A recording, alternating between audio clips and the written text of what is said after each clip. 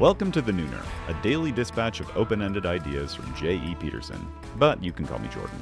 For best results, head over to Substack, where you can sign up to get the Dispatch's Weekly Digest, which includes some extras that I don't share anywhere else. You can find a link to that in the description of this episode.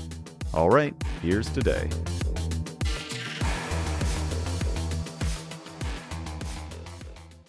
Creativity is an abundant resource. The more you use, the more you've got. Because we are default hardwired to a scarcity mindset, it's worth making the case for abundance as often as possible. Which is why I have to point out a certain phenomenon that always manages to astound me, no matter how often it repeats itself. Ever since I can remember, I've always had a vague anxiety that I might one day run out of ideas. Whether it's for short stories, screenplays, novels, essays, daily newsletter/podcast posts, doesn't matter. Lurking in the back of my mind is the fear that one day the material will just dry up. This is the main reason I wrote the post about ideas not being Pokemon pretty early on. If you're afraid you'll run out of ideas one day, you'd better be real diligent about catching as many as you can, preferably all of them, before that happens. But this has never been even a remotely accurate reflection of reality. The reality is that when I started The Nooner, I had approximately 45 items in a list I keep called essay ideas.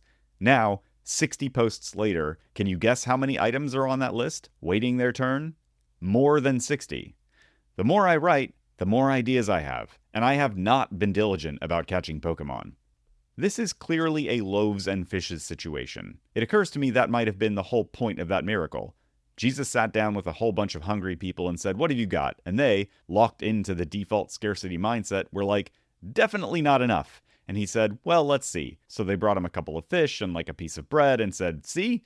And then he said, "Tell you what, why don't you go ahead and break the bread and cut up the fish and just start passing it around and we'll see what happens." And you know how the story ends. After everyone had eaten enough, there were whole baskets of food left over. How did Jesus do it? Doesn't matter. What matters is that whenever we're afraid there won't be enough, we're wrong. If you like today's episode, I hope you'll share it with someone. No, I'm not asking you to spam your socials. I mean, obviously you can if you want to, but everyone knows a thoughtful, well-timed message can make all the difference in someone's day. So if the spirit moves, send a text. And if you haven't yet, head over to The Nooner on Substack to get access to the Dispatch's Weekly Digest, including stuff like music recommendations, TMI updates from my personal life, and the quiet satisfaction of knowing I like you more than other people. Okay, that's it for today. See you at noon tomorrow.